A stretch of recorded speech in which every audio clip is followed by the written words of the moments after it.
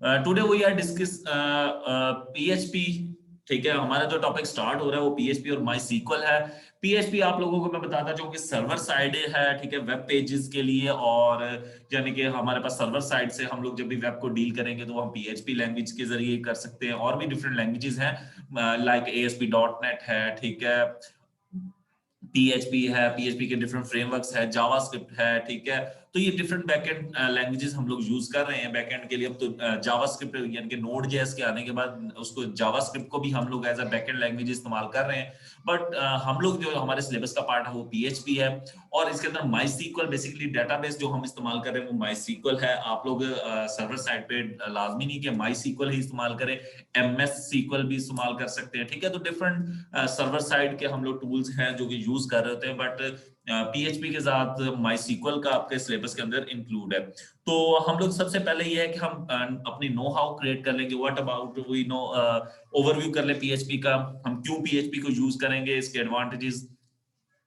PHP is probably the most popular scripting language on the web. PHP is the server-sided scripting language.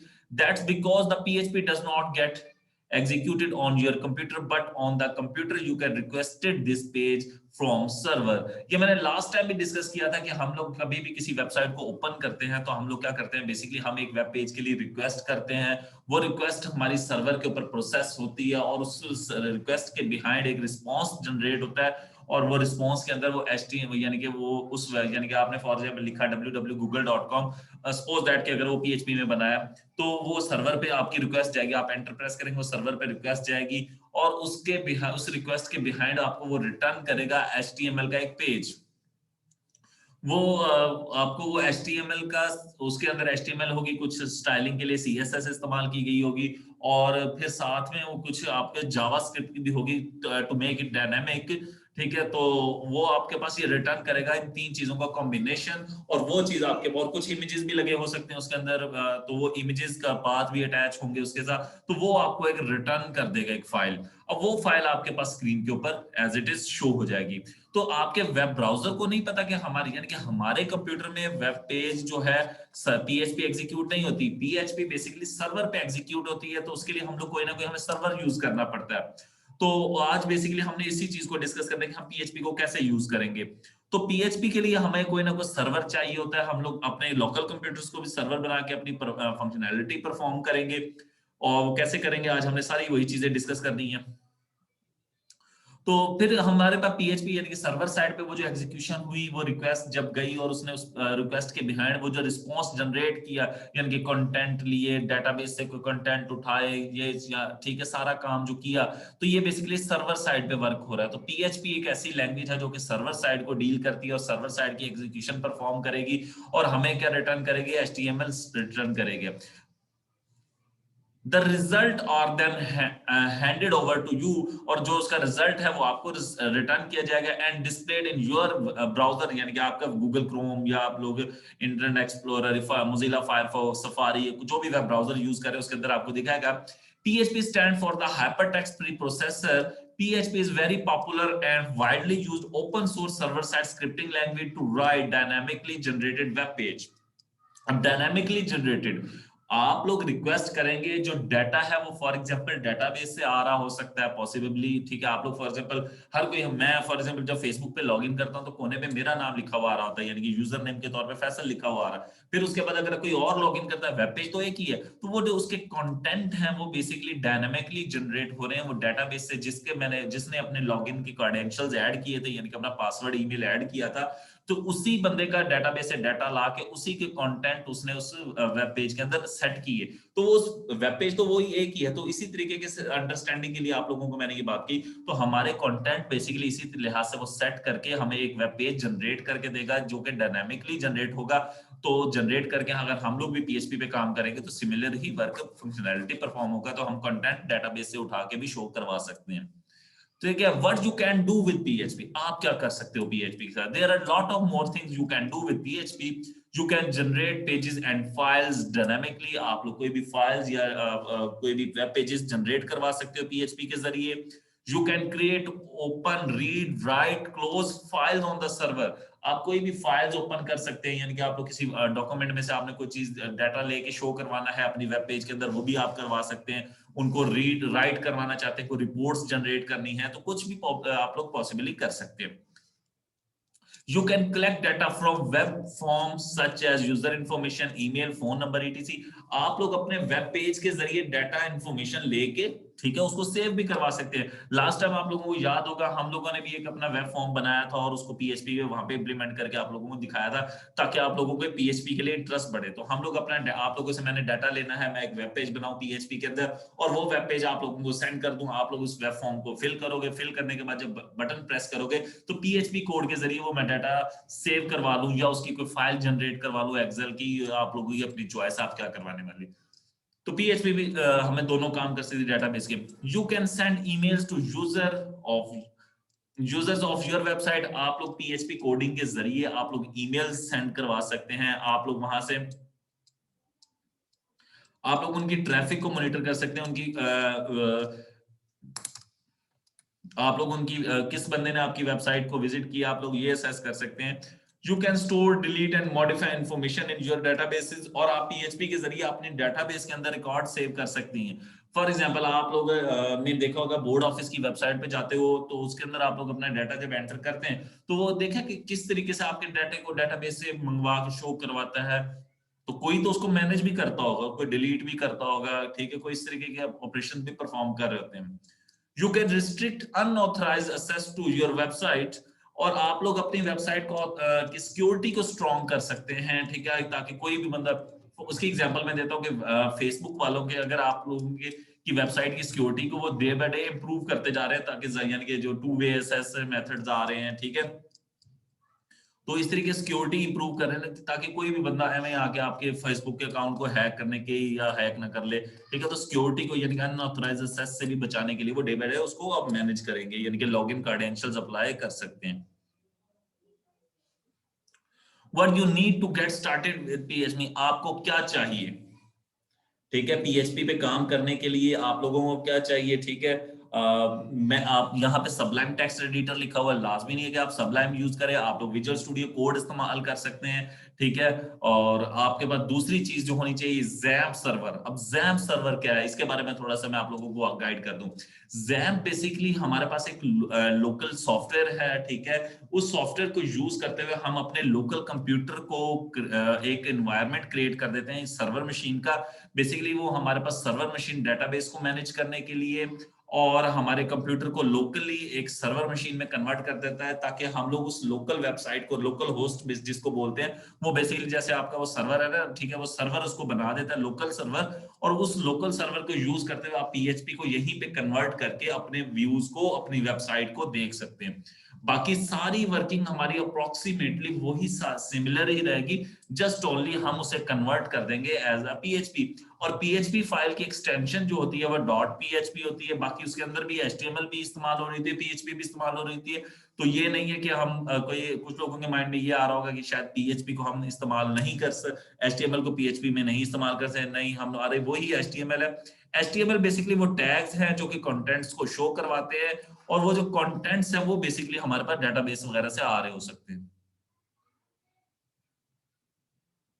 तो ये different वो functionality है। तो उसके लिए ये है कि पीएचपी के लिए हमारे पास जैम्प सर्वर का होना जरूरी है, ठीक है। जैम्प यूज कर लें, एक वैम्प और एक जैम्प, दो टूल्स हैं। बट मैं सजेस्ट करूंगा कि आप लोग जैम्प ही इस्तेमाल करें। जैम्प इसलिए, जैम्प मैं आप लोगों को जैम्प इसलिए भी सजेस्ट करता हूं कि जैम्प अगर आप इनको कंपेयर करें, गूगल पे हम करते हैं अभी,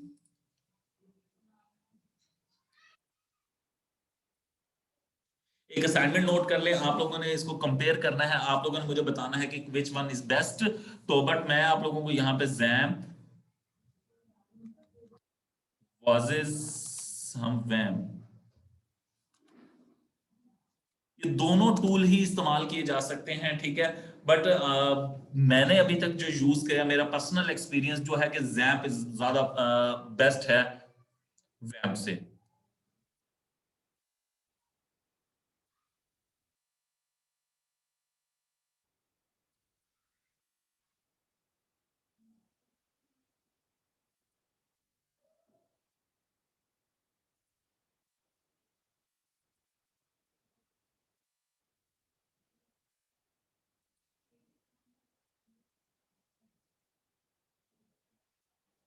तो ये टीमॉक वेबसाइट के ऊपर या आप जहां पे भी जाएंगे इनका कंपैरिजन, बल्कि हम इनका कंपैरिजन ढूंढते हैं।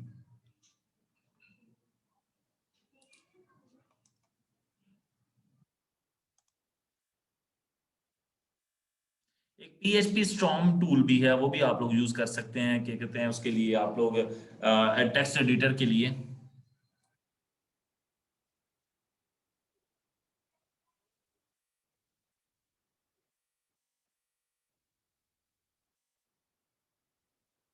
अच्छा ये हमारे पास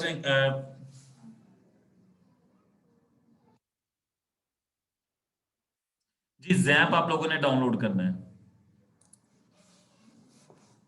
जैप सब बच्चों ने अपने पास डाउनलोड करना है। अच्छा, JAP is cross platform service. It works with the platform like Mac, Linux, Windows, etc. That not case with WAMP. It's only works in Windows. ठीक है, तो WAMP का आपके पास और XAMPP का दोनों को उसने पहला एक मेजर इशू बता दिया कि अगर आप विंडोज इस्तेमाल कर रहे हैं तो तब तो आपके पास WAMP इस्तेमाल हो जाएगा, बट XAMPP जो है वो सारे लिनक्स, मैक और सब पे वर्क करता है। You can easily configure and setup XAMPP compare to WAMP। WAMP के अंदर इश्यूज बहुत, अगर वायरस वगैरह की वजह से आपके पास वो सही से वर्क नहीं करता तो प्रॉब्लम क्रिएट हो सकती है, बट जैम्प जो है वो बहुत इजीली मैनेज हो जाता है। अगर आपके वायरस की वजह से कोई पोर्ट इन्फेक्ट हो गई है तो हम उसकी पोर्ट को इजीली कॉन्फ़िगर करके चेंज कर सकते हैं। ठीक है, when it's comes starting the process all at you need to click on the start button in case of XAMPP, there is such button in case of WAMP। उसके अंदर button भी थोड़ा उसका मैनुअल भी, यानी कि उसका जो एडमिनिस्ट्रेटर पैनल है या कंट्रोल पैनल है वो भी थोड़ा सा डिफिकल्ट है। XAMPP comes with additional features। XAMPP के अंदर फीचर्स भी like file server, mercury and mail पर कंपेयर टू WAMP, और उसके अंदर एडिशनल फीचर्स भी मौजूद हैं। XAMPP is appreciated for the lightweight, और इसका जो आपकी सबसे मेन जो इसका एडवांटेज वो लाइट वेट होना है, यानी कि आपकी हार्ड डिस्क के ऊपर ये ज्यादा बर्डन नहीं बनेगा। कंक्लूजन क्या है, it's time to figure out the winner. XAMPP and WAMP and XAMPP are efficient local servers you can rely on। both come with their advantage। दोनों के अपने एडवांटेजेस हैं। Web developer find both tools useful. Developer can test their website locally before they make it like live. ठीक है, आपने कोई भी website बनाई है, उसको सर्वर पे डिप्लॉय करने पहले आप उसे लोकली चलाएंगे, फिर उसके बाद उसको लेके जाएंगे, यानी कि एक दफा जिसको डेवलपमेंट फेज कहेंगे, तो हम लोकली डेवलपमेंट करने के बाद जब उसको फाइनली लाइव करने जाएंगे तब जो वो सर्वर। तो we would say WAMP is an ideal choice if you are using Windows operating system and PHP programming language। if you are a beginner, then WAMP is the ideal choice। however, when it comes to experienced programmer, यानी कि जितने भी experienced लोग हैं, वो XAMPP is the ideal server। they get to add additional feature and also they can work with the multi language, और आप इसके जरिए और languages पे भी काम कर सकते हैं। you can create unique website with the assistant of XAMPP। so मैं भी आप लोगों को सजेस्ट यही करूंगा कि आप लोग XAMPP इस्तेमाल करें बानिस्बत WAMP के। तो पहला काम ये है कि आप लोगों ने आज अपने पास सब लोगों ने एक तो डाउनलोड करने हैं XAMPP। तो XAMPP मैं आप लोगों को बता देता हूँ, XAMPP आप लोग बिटनामी का यूज कर लें, ठीक है, वो भी आप लोगों के पास इजीली डाउनलोड हो जाएगा। और अगर किसी को इशू है तो मैं अगर तो आप लोगों को मैं भी डाउनलोड करके सेंड कर सकता हूँ। मोहम्मद सलीम भी आप लोगों के साथ मौजूद है, डिफरेंट बच्चे हैं जो कि आप लोगों को XAMPP के अबाउट गाइड कर देंगे। तो XAMPP आप लोग डाउनलोड करेंगे तो आपके पास अपाची फ्रेंड ऑर्गेनाइजेशन पे आपके पास जाएंगे, वहां पे आप लोगों के पास ये फ्री है, ठीक है, और कोई इसके लिए यहां से आप इजीली डाउनलोड कर सकते हैं XAMPP फॉर विंडोज। ठीक है, आपके पास कौन सी विंडोज वर्क कर रही है, ठीक है, अब ये देख लें विंडो, ये XAMPP जो है ये 7, ठीक है, 8 और ये 64 बिट 32 बिट दोनों के लिए हमारे पास मौजूद है। तो आप लोग जो इसको डाउनलोड करना चाहिए तो ये देखिए XAMPP फॉर विंडोज, लिनक्स और मैकनिटॉश, ठीक है, तीनों के लिए हमारे पास मौजूद है। तो आप लोग यहाँ से इस वेबसाइट पे ऑफिशियली पे जाके इसको डाउनलोड कर सकते हैं। और ये जो इसके वर्जन लिखे हुए ये PHP के लिहाज से ये विंडोज के किसी भी वर्जन पे वर्क कर सकता है।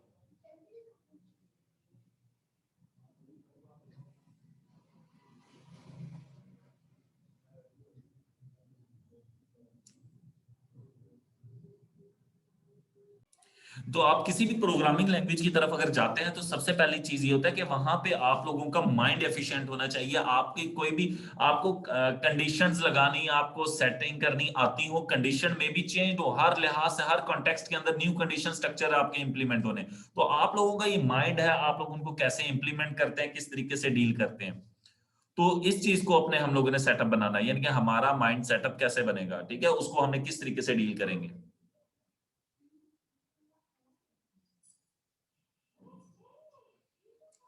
एफटीपी फाइल ट्रांसफर प्रोटोकॉल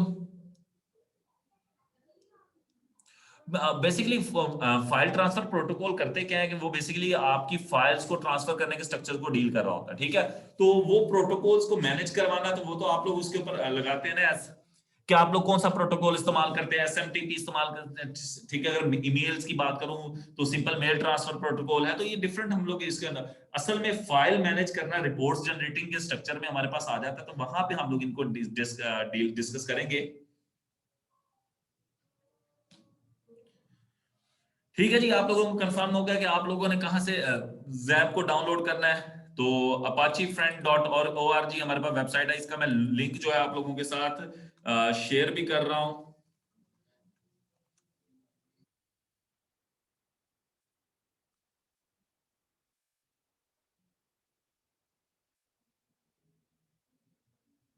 या आप लोगों को मैंने चैट के अंदर लिंक शेयर कर दिया, आप लोग इस शेयर से अपने पास जैप सब लोग डाउनलोड कर लेंगे।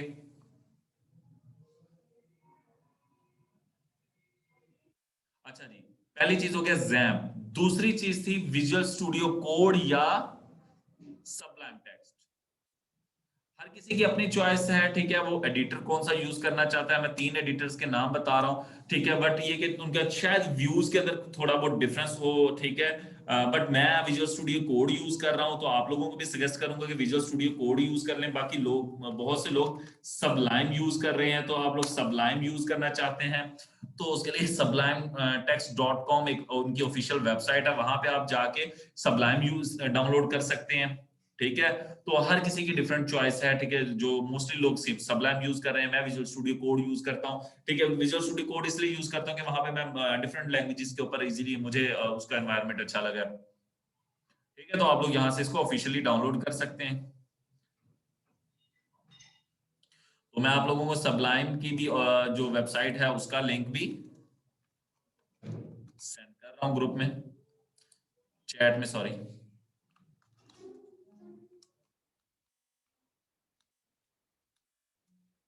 और ग्रुप में भी मैं ये सेंड कर दूंगा आप लोग।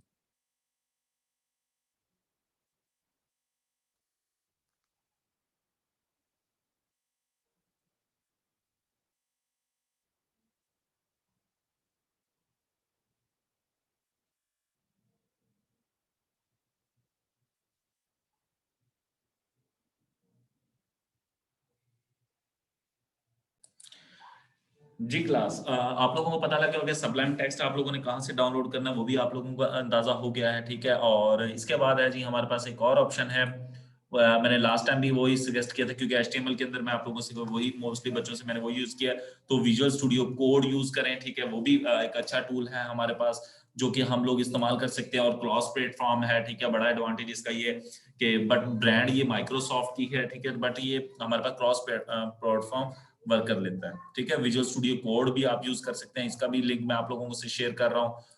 अगर कोई विजुअल स्टूडियो कोड से ज्यादा फेमिलियर है तो वो इसके ऊपर भी पीएचपी कर सकता है, लाजमी नहीं कि सबलाइम ही इस्तेमाल किया जाए। तो ये भी मैंने टूल आप लोगों के साथ इसका लिंक भी शेयर कर रहा हूँ।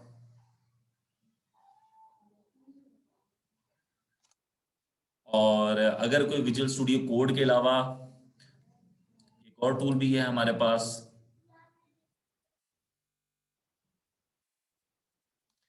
पीएचपी स्ट्रॉन्ग, ठीक है, ये भी आप लोग इस्तेमाल कर सकते हैं।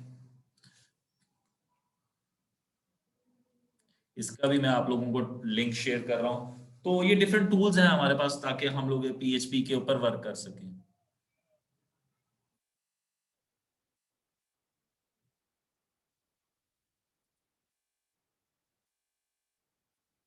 बट ये प्रीमियम है तो इसको हम क्रैक टूल के तौर पे यूज कर रहे होते हैं, ठीक है। ये हमें फ्री में 30 डेज का ट्रायल देता है। तो आप लोग इसको अगर यूज करना चाहें तो ये भी आपके पास टूल हमारे पास मौजूद है। ठीक है जी।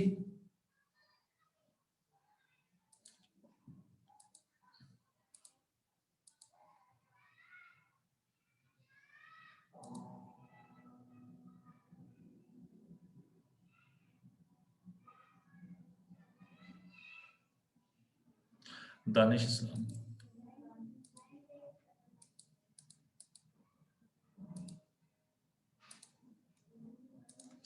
विजुअल स्टूडियो कोड काफी ज्यादा है, 2 मिनट में आप लोगों को गाइड कर देता हूँ। जी ये विजुअल स्टूडियो कोड एक ही टूल है, ठीक है। अब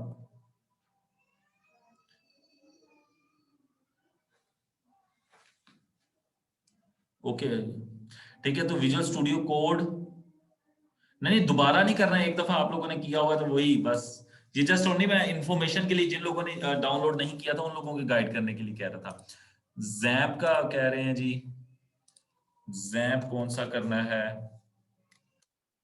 अच्छा मैं आप लोगों को बता दूं जैम्प का क्या चक्कर है वहां पे। ये क्वेश्चन दानिश ने किया है, बहुत अच्छा क्वेश्चन किया है कि सर वहां पे कई जैम्प मौजूद हैं, बट हम कौन सा करें विंडोज के लिए फॉर एग्जांपल अगर यूज करें। तो ये आप लोग देखेंगे वर्जन लिखे हुए हैं, इसके आगे डिफरेंट फीचर्स हैं, तो आप इनमें से कोई भी कर ले, कोई इशू नहीं है, ठीक है। मेरी मशीन 64 बिट है तो 64 बिट आ रहा है, आप लोग 32 बिट करेंगे तो 32 बिट भी इसका अवेलेबल होगा। अच्छा तो ये बाय डिफॉल्ट मशीन को जज करके उसको शो कर देता है, ठीक है। अब ये पीएचपी के किस वर्जन को सपोर्ट करता है, ठीक है, ये इसका अपना वर्जन आ रहा है, तो ये इसका लिखा हुआ अपना वर्जन, और ये आगे उसका लिखा हुआ पीएचपी के किस वर्जन को ये डील करता है, और ये लेटेस्ट आ रहा है आपके पास, तो आप लेटेस्ट करें ज्यादा बेस्ट है। दानिश।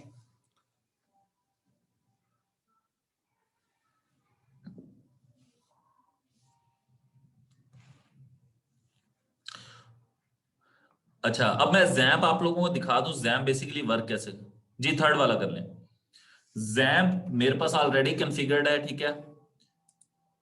तो ये जैम्प आप लोगों को टूल में शो कर रहा हूं, ये जैम्प का कंट्रोल पैनल है मेरे पास, क्योंकि ये पहले से इंस्टॉल्ड है।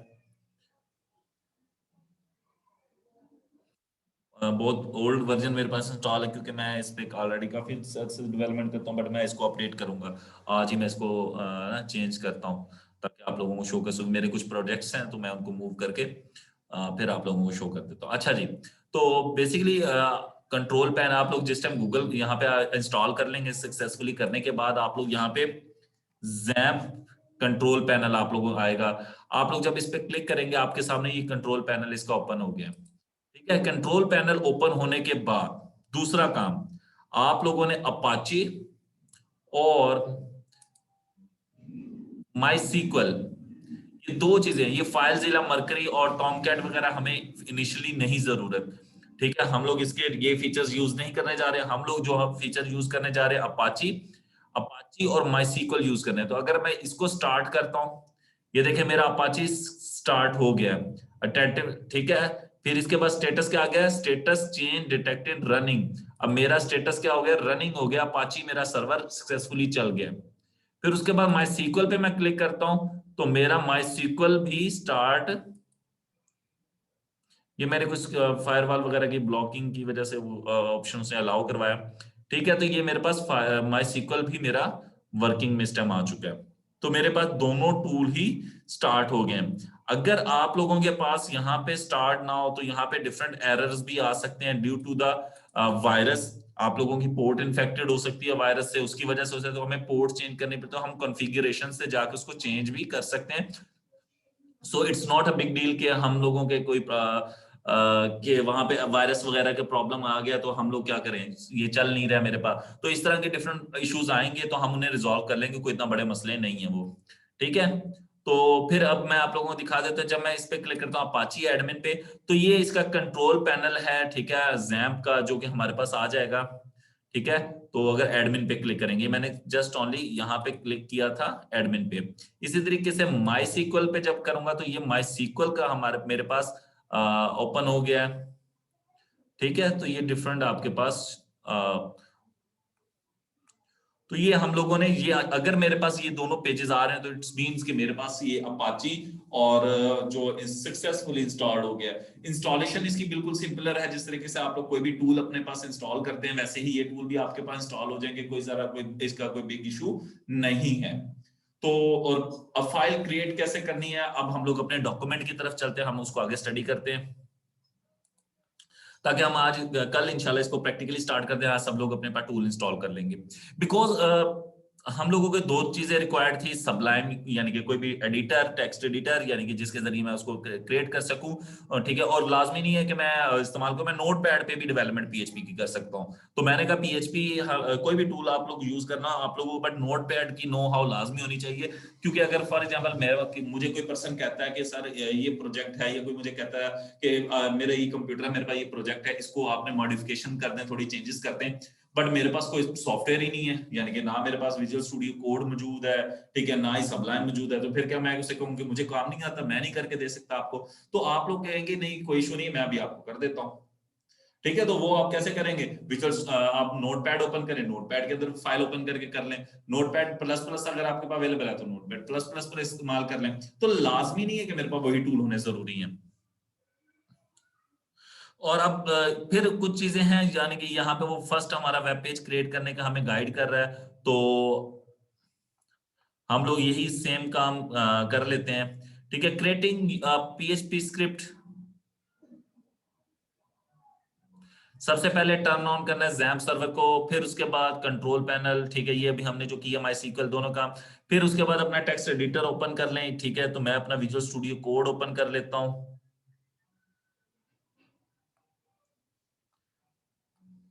ठीक है। फॉर एग्जांपल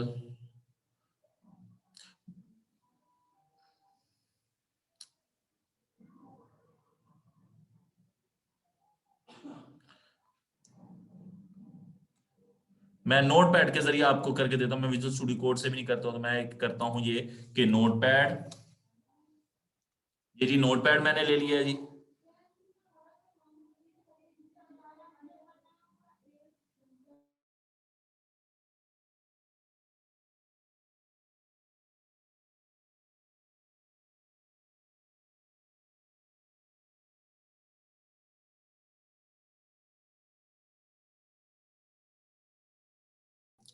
जी, पीएचपी की एक फाइल बनाने का पहली चीज ये है कि पीएचपी के अंदर हम कैसे वर्क कर सकते हैं। पीएचपी के अंदर कोई भी चीज अगर आपने वर्क करना है तो उसके लिए पीएचपी का टैग है, ठीक है। पीएचपी का टैग बेसिकली हमारे पास ये पीएचपी का हमारा स्टार्टिंग टैग है। इसके अंदर ये है कि हमारे पास एंगल ब्रैकेट जो है हमारी, ठीक है, उसके बाद हमारा क्वेश्चन मार्क पीएचपी, फिर उसके बाद पीएचपी का क्लोजिंग टैग, उसके अंदर जितनी भी मैंने पीएचपी की स्टेटमेंट्स लिखनी है, ठीक है, वो मैं लिखूंगा। और उसके बाद जब उस टैग को क्लोज कर दूंगा तो उसके अंदर आने वाली जितनी भी पीएचपी की स्टेटमेंट्स है, तो कंप्यूटर क्या करेगा, जब कंपाइल करेगा सर्वर के ऊपर यानी कि जैम्प के ऊपर से कंपाइल करेगा, तो वो उस पीएचपी को कन्वर्ट कर देगा हमारी एचटीएमएल के अंदर और उसको हमारे सामने डिस्प्ले करवा देगा, ठीक है, यानी कि आप कह लें कि उसका हाइपर टेक्स्ट जनरेट करवा देगा। तो उसके लिए कि फॉर एग्जांपल मैं यही सेम कोड कॉपी कर लेता हूं। अब ये नोटपैड पे मैं क्योंकि परफॉर्म कर रहा हूं तो इस कोड को मैंने यहाँ पे पेस्ट किया, तो ये देखिए मेरे पास आ चुका है, आप लोगों को दिखाई दे रहा है। उसके बाद इसको मैं सेव करता हूँ, फाइल को मैं सेव कर रहा हूँ। अब सेव करते हुए पीएचपी की फाइल को हम कैसे सेव करेंगे, पहली चीज पीएचपी की फाइल सेव कैसे करनी है, आप लोगों ने करना क्या है, अपने जिस टाइम आप जैम्प इंस्टॉल कर लेंगे, सी ड्राइव में इंस्टॉल कीजिएगा तो आपके पास जैम्प का फोल्डर आ जाएगा। जैम्प के फोल्डर के अंदर आप जाएंगे, यहाँ पे हमारे पास एक htdocs का फोल्डर है, ठीक है जी, ये आप लोगों को दिखाई दे रहा होगा htdocs। इस फोल्डर में जाएं, अपने वहां पे जाके एक न्यू फोल्डर क्रिएट करें, यानी कि फॉर एग्जांपल आप जो भी प्रोजेक्ट बना रहे हैं तो उसके हिसाब से जैम्प के अंदर हमारे पास एक फोल्डर है htdocs, उसके अंदर अपना एक न्यू फोल्डर क्रिएट करें। फॉर एग्जांपल मेरा फर्स्ट प्रोजेक्ट है तो मैं इसका नाम रख देता हूं वेब, ठीक है जी, या डेमो वेब,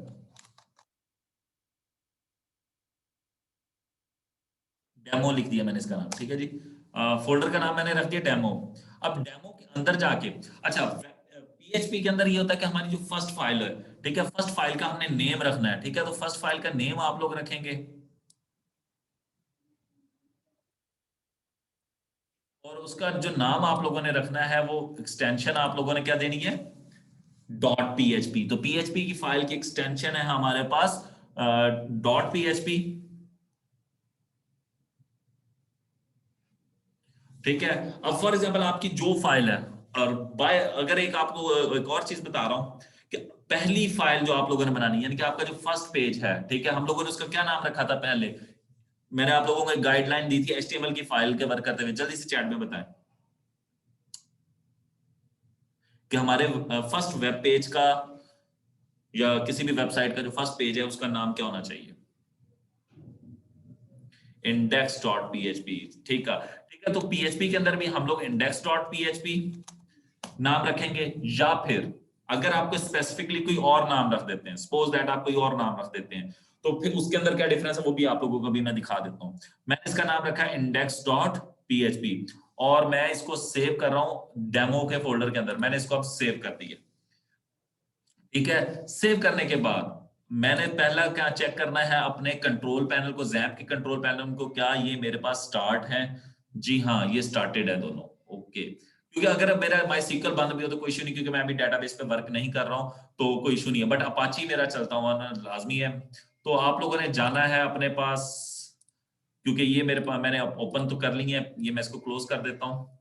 मैं जैम के अपने पास लोकल होस्ट टाइप करने के बाद मैं लिखूंगा अपने उस फोल्डर का नाम जिसके अंदर मैंने फाइल क्रिएट की है। तो मैंने फाइल क्रिएट की है डेमो में, तो मैं जाके डेमो के बाद एंटर प्रेस करता हूं, तो उसने क्या प्रिंट करवा दिया, वेलकम टू टेवटा। ठीक है, बिकॉज मैंने मैसेज क्या लिखा था अपनी नोटपैड की फाइल के अंदर, इको करवाया था। इको बेसिकली प्रिंट के स्ट्रक्चर्स में आ जाता है, जैसे कि विंडो डॉट राइट आप लोग यूज कर रहे थे, ठीक है, तो कुछ ऐसा ही इको है। इको मैंने लिखा था वेलकम टू टेवटा, तो उसने क्या किया है, इंस्पेक्ट करके आपको दिखा देता हूं मैं, प्रिंट करवा दिया है welcome to TEVTA. Similar as document dot write method आप लोग इस्तेमाल कर रहे थे जावास्क्रिप्ट में, ठीक है, बट ये जो कोड है ये मेरा पीएचपी के जरिए वर्क कर रहा है। अच्छा, अभी मैं आप लोगों के बट यहाँ यूआरएल में देखे मेरे फाइल का नेम नहीं है कि डेमो के अंदर जो मेरी फर्स्ट फाइल जो होती है, अगर मैं जैसे फोल्डर का नाम लिया वो फाइल चल गई, तो उसके चलने का रीजन ये था कि उसको पता था कि इस फोल्डर के अंदर जो पहली फाइल है वो इंडेक्स डॉट है। अगर मैं कोई और पेज वहां पे रन करना चाहता हूं, ठीक है, सपोज कि मैं इसको मैं इसको कर देता हूं वेलकम टू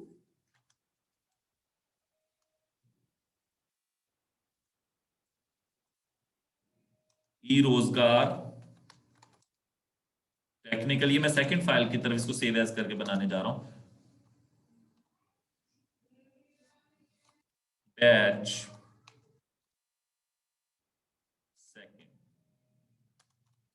अब मैं इसको अगर सेव करता हूं, अगेन सेव एज कर लेते हैं हम, सेव एज कर रहा हूं, तो इस फाइल का नाम मैं रख देता हूं tech.php। अगर मैं अब इस और देखिए मैं उसी डेमो फोल्डर के अंदर ही क्रिएट करूंगा। अब मैंने वहां पे इस फाइल को क्रिएट किया है।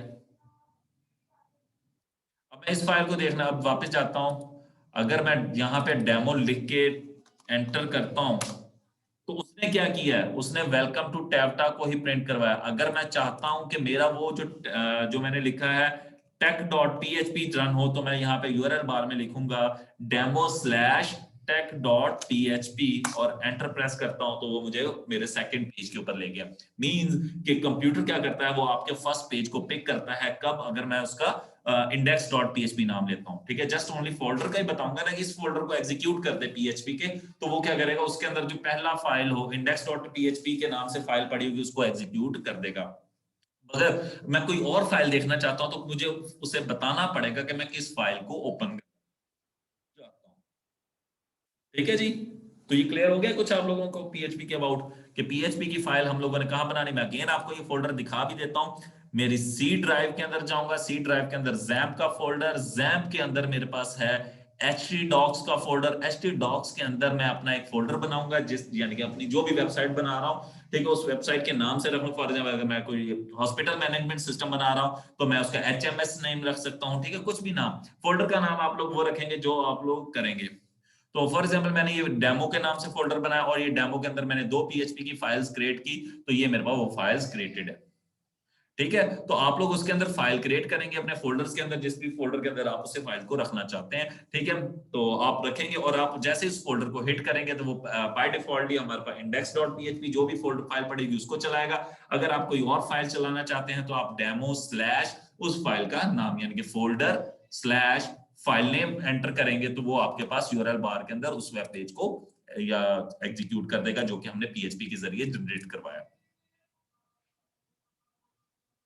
जी, अब मैंने क्या किया है, सर्वर को स्टॉप किया। स्टॉप करने के बाद अगर उसको करता हूं तो this site can not be read, ठीक है, क्योंकि वो सर्वर की वो जो लोकल होस्ट था, वो जो पाथ था वो बंद हो चुका है, इस वजह से उससे वर्क नहीं करवा रहा। तो अगर मैं अभी आपके सामने जैम्प आप जब इंस्टॉल कर लेंगे सक्सेसफुली, उसके बाद आप जैम्प को ओपन करें, ठीक है, जैम्प कंट्रोल पैनल, मेरे पास वर्जन जो है थोड़ा ओल्ड इंस्टॉल है।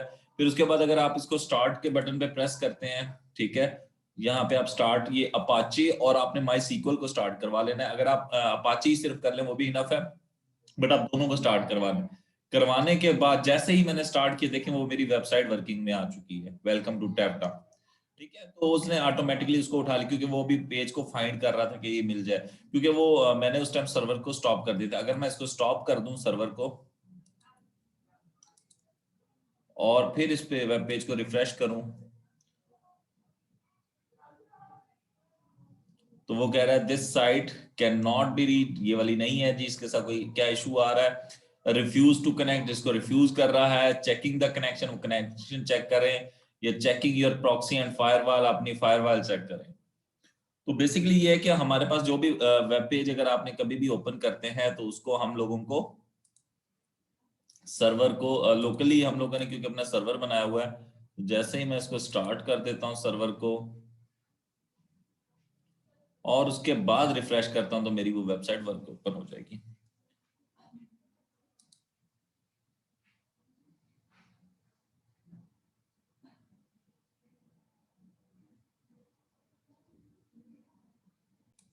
जी क्लास, आप लोगों ने करना ये है कि आप लोगों ने कुछ ये स्टेप्स को फॉलो करना है, ठीक है। ये स्टेप्स मैं आप लोगों को दिखा रहा हूँ। क्रिएटिंग पीएचपी का अपना फर्स्ट प्रोजेक्ट बना है, जैम्प बना है, जैम्प बनाने के बाद ये सारे स्टेप आपके मौजूद हैं। आप लोगों पे सब लाइव नहीं है तो आप विजुअल स्टूडियो कोड, मैंने उसका भी आपको पैटर्न दिखाया था अभी थोड़ी देर पहले, वीडियो में मौजूद है। और ये आप लोग एज इट इज ये वाला कोड टाइप करेंगे, htdocs जो सी जैम्प htdocs के अंदर होगा, वहां पे अपनी फाइल को रख के, फाइल का जो भी नाम, बट मैं सजेस्ट करूंगा index.php रख लीजिएगा। अगर आप कोई और फाइल का नाम रखें तो वो भी कोई इशू नहीं है। फाइल का नाम रखने के बाद उसे सेव करें। करने के बाद जो भी आपकी फाइल का नाम है अपने यूआरएल बार में, यानी कि अपने पास जो आपका कोई वेब ब्राउजर है, कोई भी हो, लाजमी नहीं कि आपका गूगल क्रोम ही हो, कोई और भी हो, तो उसमें भी आप कर सकते हैं। वहां पे जाके लोकल होस्ट स्लैश अपनी फाइल का नाम .php एंटर करेंगे तो आपके पास क्या वो आपके पास स्क्रीन के ऊपर वेलकम टू टैप्टा लिखा हुआ आता है कि नहीं, ये आप लोगों ने प्रैक्टिस करना है और इसकी तस्वीरें कैप्चर करके आपने ग्रुप में सेंड करनी है।